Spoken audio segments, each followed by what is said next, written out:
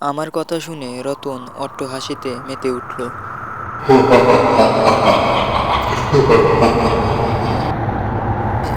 আমি কি দেখছি এসব? এ নিশ্চয়ই আমার কোন দুঃস্বপ্ন হবে। কে কে তুমি? তুমি তো রতন নও। সামনে থেকে যেন কোনো উত্তর এলো না। সামনের ছায়া মূর্তিটি ধীরে ধীরে আমার দিকে এগিয়ে আসতে লাগলো। আমি পালানোর চেষ্টা করতেও যেন পারলাম না, কারণ আমার সমস্ত শরীর যে অবশ হয়ে আসছে। আমার সাথে বিশ্ববিদ্যালয় থেকে পাশ করা সহপাঠীরা যখন বেশি বেতনের চাকরির জন্য দিক বিদিক ছুটে বেড়াচ্ছে, আর তখন আমি কিনা গ্রামের স্কুলের শিক্ষকতার কাজ বেছে নিয়েছি। এই কথা শুনে হয়তো অনেকে বোকামি মনে করতে পারে, কিন্তু আমার কাছে শিক্ষকতার কাজ অনেক বড়। তাই তো শহর ছেড়ে আমি হরিপুর গ্রামের উদ্দেশ্যে ছুটে চলেছি। মূলত হরিপুর গ্রামের একটি স্কুলে আমার চাকরি হয়েছে। বাসে করে প্রায় বেলা 12:15 নাগাদ বাস স্টপে এসে পৌঁছালাম। পৌঁছে দেখি বাস স্টপে এক লোক রিক্সা নিয়ে দাঁড়িয়ে আছে। তারপর আমি রিক্সাওয়ালার কাছে গিয়ে রিক্সাটা ঠিক করে রিক্সায় উঠে বসলাম। গ্রামের মেঠো পথ ধরেই ধীরে ধীরে এগিয়ে যেতে লাগলো আমাদের রিক্সা। চারিদিকে গাছপালা, নদী নালা, মাটির ঘর, এক কথায় বলতে গেলে একটি মনোরম পরিবেশ। তবে গ্রামে থাকার জায়গা নিয়ে একটু আমায় অসুবিধাও পড়তে হবে, কারণ গ্রামে বাসা ভাড়া পাওয়া যায় না। যাই হোক, যাচ্ছি যখন একটা না একটা ব্যবস্থা হয়ে যাবে। এভাবে প্রায় 20 মিনিট পর স্কুলের সামনে গিয়ে আমাদের রিক্সাটা থামলো। তারপর আমি রিক্সাওয়ালাকে ভাড়া দিয়ে বিদায় করে দিয়ে হেড স্যারের সাথে দেখা করতে গেলাম। আপনার মতোই এত মেধাবী ছাত্র যে আমাদের গ্রামের স্কুলে শিক্ষকতা করতে এসেছে, সেজন্য আমরা সকলেই অনেক খুশি। আর আপনার যদি কোনো সমস্যা হয় অবশ্যই আমাকে জানাবেন।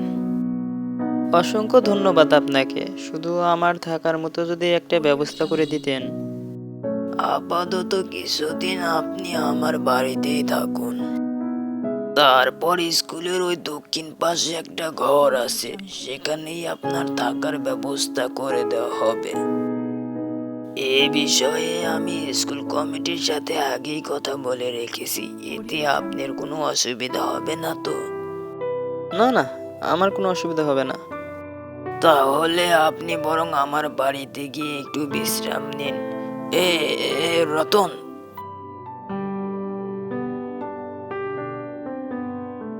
বলুন স্যার। মাস্টার মশাইকে আমার বাড়িতে নিয়ে যা তো। দেখিস ওনার যেন কোনো সমস্যা না হয়। আচ্ছা ঠিক আছে স্যার, আসুন মাস্টার মশাই। আচ্ছা, এর আগে শহর থেকে এখানে কোনো শিক্ষক আসেনি? তাই এসেছিল কয়েকজন, কিন্তু কেউ এখানে বেশি দিন থাকতে পারে না। এই পাড়াগাঁয়ে কেই বা থাকবে বলুন? থাকার অসুবিধা, যাতায়াতের অসুবিধা, বিদ্যুৎ নেই, এইসব কারণে কেউ থাকে না। ও আচ্ছা। কিছুদিন পরে আপনিও হয়তো চলে যাবেন। না না, আমি নিজের ইচ্ছেতে এসেছি। তারপর কিছুদিন হেড স্যারের বাসায় থাকার পর স্কুলের পাশেই আমার একটা থাকার ব্যবস্থা করে দেওয়া হলো। আমার জন্য ভালোই হলো। কাজের জায়গায় আর থাকার জায়গায় একই সাথে, তাই যাতায়াতের কোনো ঝামেলাও নেই। তাছাড়া গ্রামের পরিবেশে আমার মানিয়ে নিতেও কোনো অসুবিধা হয়নি। প্রতিদিন বিকেলের দিকে গ্রামের মনোরম পরিবেশ ঘুরতে খুবই ভালো লাগে। আর তার সাথে সন্ধ্যার দিকে একটি চায়ের দোকানে বসে গ্রামের লোকদের সাথে যে গল্পগুজব করে ভালো সময় কাটতো। এমনই একদিন চায়ের দোকানে, এই তোমরা কি শুনেছ পাশের গ্রামে একটা লোককে থাইভূত মেরে ফেলেছে? লোকটির মুখের এমন কথা শুনে সবার মুখের হাসি যেন কোথায় হঠাৎ করে হারিয়ে গেল। আচ্ছা, কিসের কথা বলছেন আপনারা? তাই ভূত, যে ভূত মানুষকে একবার ধরলে আর ছাড়ে না, একবারে মেরেই ফেলে। না না, আমার কাছে মনে হয় এটা কোনো চোর ডাকাতের কাজ হবে। ভূত ধরে মানুষ মেরেছে, এ আবার হয় নাকি কখনো? হঠাৎ করে আমার এমন কথা শুনে যেন সবাই রেগে গেল। আপনাকে একটা কথা বলি শুনুন, যদি রাতের বেলায় কেউ আপনাকে ডাকে ভুলেও কিন্তু বের হবেন না, সে চেনা মানুষ হোক আর অচেনা মানুষই হোক। তাই ভূত মানুষের রূপ ধরে ডেকে নিয়ে যায়, আর যে তার পিছনে যায় সে আর ফিরে আসে না। আপনারা এখনো ভূতের গল্পে বিশ্বাস করেন? দেখুন মাস্টার মশাই, আপনি শহরের মানুষ, ভূত পেত বিশ্বাস নাও করতে পারেন, কিন্তু গ্রামের মানুষ ঠিকই বিশ্বাস করে। আর বিশ্বাস করবেই না কেন বা বলুন? যা সত্যি তাই তো বিশ্বাস করবে। অনেক রাত হয়ে গেছে, চলো সবাই এখন বাড়িতে যাই, আর দেরি করা ঠিক হবে না। তারপর আমিও বাড়ির দিকে রওনা হলাম। এখানে সন্ধ্যা নামার পরপরই যেন চারিদিকে একদম শুনশান হয়ে যায়। তার উপর আবার শীতের রাত। অবশ্য গ্রামের মানুষ তাড়াতাড়ি খেয়ে ঘুমিয়ে পড়ে। এই কদিন আমারও তাড়াতাড়ি ঘুমানোর যেন একটা বদ অভ্যেস হয়ে গেছে। একাকী মানুষ, খুব বেশি রান্নাও করতে হয় না, তাই দুপুরে রান্না গরম করে খেয়ে কখন যে ঘুমিয়ে পড়েছি তারও যেন ঠিক নেই।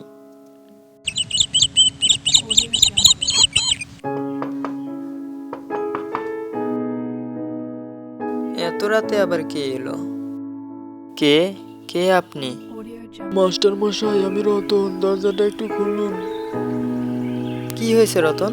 তুমি এত রাতে এখানে? কোনো সমস্যা হয়নি তো? ওদিকে বড় বিপদ হয়ে গেছে মাস্টার মশাই। হেড স্যারের শরীর খুবই খারাপ, শ্বাস নিতে পারছে না, দম বন্ধ হয়ে আসছে। কি বলছো তুমি এসব? আজ স্কুলে তিনি তো সুস্থই ছিলেন। সেজন্যই তো বেশি চিন্তা হচ্ছে, হঠাৎ করে ওনার এত খারাপ অবস্থা হয়ে গেছে। আপনি একটু চলুন স্যার। হ্যাঁ হ্যাঁ, তুমি দাঁড়াও, আমি এক্ষুনি আসছি। আমি কোনো কিছু না ভেবে দরজায় তালা লাগিয়ে রতনের সাথে চলতে শুরু করলাম।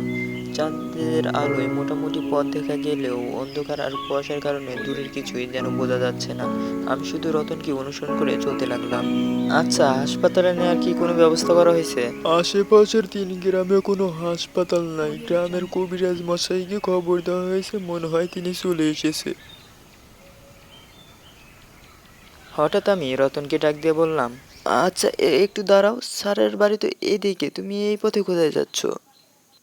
আসলে এদিক দিয়ে গেলে তাড়াতাড়ি যাওয়া যায়, আমি এই পথেই এসেছি। আপনি আমার সাথে সাথেই আসুন। আচ্ছা ঠিক আছে, চলো তাহলে। আমি কোনো কিছু বিবেচনা না করে রতনের পিছু পিছিয়ে চললাম। মনে হচ্ছে হাঁটতে হাঁটতে গ্রাম পেরিয়ে জঙ্গলে প্রবেশ করেছি। এর ছেড়ে বাড়ি যেতে 15 মিনিট সময় লাগে। আমার কাছে কোনো ঘড়ি নেই, তবে অনুমান করে বলতে পারি আমরা প্রায় 30 মিনিট ধরে হাঁটছি। আশেপাশে তাকিয়ে যা বুঝলাম, এই পথ আমার কাছে একেবারেই অচেনা। রাস্তার দুপাশে ঘন জঙ্গলে ঘেরা, কাছাকাছি কোনো বাড়ি ঘরও নেই। এবার আমার খুব একটু ভয় ভয় করছে। আমি আর সামনে না গিয়ে দাঁড়িয়ে পড়লাম। সেই সাথে রতনও দাঁড়িয়ে পড়ল। রতন পিছনের দিকে না তাকিয়ে বলল, কি হলো মাস্টার মশাই, আপনি থামলেন কেন? তাড়াতাড়ি চলুন, দেরি হয়ে যাবে তো। তাড়াতাড়ি চলুন। তুমি আমায় এ কোথায় নিয়ে যাচ্ছ? হেড স্যারের বাড়ি যেতে তো এত সময় লাগে না। আমার কথা শুনে রতন অট্ট হাসিতে মেতে উঠল।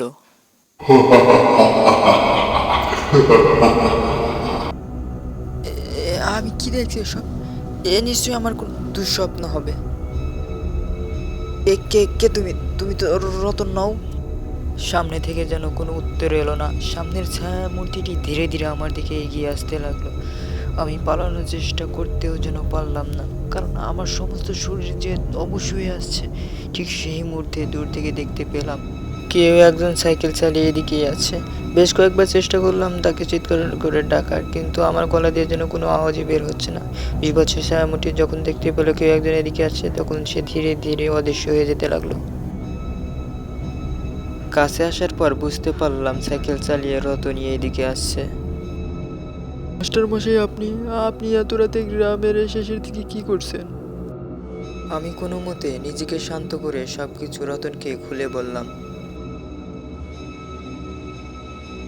আর ভয় পায়েন না, ও আর এখন আসবে না। আচ্ছা, কি ছিল ওটা? ও কোনো মানুষ নয়, মানুষের রূপ ধরে আসা এক অশুভ শক্তি। খুব কম মানুষই এই অশুভ শক্তির ছলনায় পড়ে বেঁচে ফিরতে পেরেছে, তবে ওরা লোহা বা আগুনের কাছে আসতে পারে না। তাই তো হারিকেনের আগুন দেখে চলে গেছে। কিন্তু তুমি এত রাতে এই পথে? আমি আপনার বাসায় গেছিলাম একটু দরকারে, যায় দেখি আপনি নাই। তখনই বুঝলাম আপনি মনে হয় কোনো বিপদে পড়ছেন, তাই খুঁজতে খুঁজতে এই পথে আসা আর কি। যাক ভাই, বাঁচাইছো। তুমি না আসলে আজকে যে আমার সাথে কি হতো আল্লাহ বাকি ভালো জানে। চলুন, অনেক দেরি হয়ে গেছে, আপনাকে বাসায় নামিয়ে দিয়ে আসি। তারপর রতন তার সাইকেলে করে নিয়ে আমাকে আমার বাসায় নামিয়ে দিয়ে যায়। হ্যালো বন্ধুরা, আজকের ভিডিওটি এই পর্যন্ত। যদি ভালো লাগে অবশ্যই একটি লাইক করবেন, আর যারা এখনো চ্যানেলটিকে সাবস্ক্রাইব করেননি দয়া করে চ্যানেলটিকে সাবস্ক্রাইব করবেন। ধন্যবাদ সবাইকে।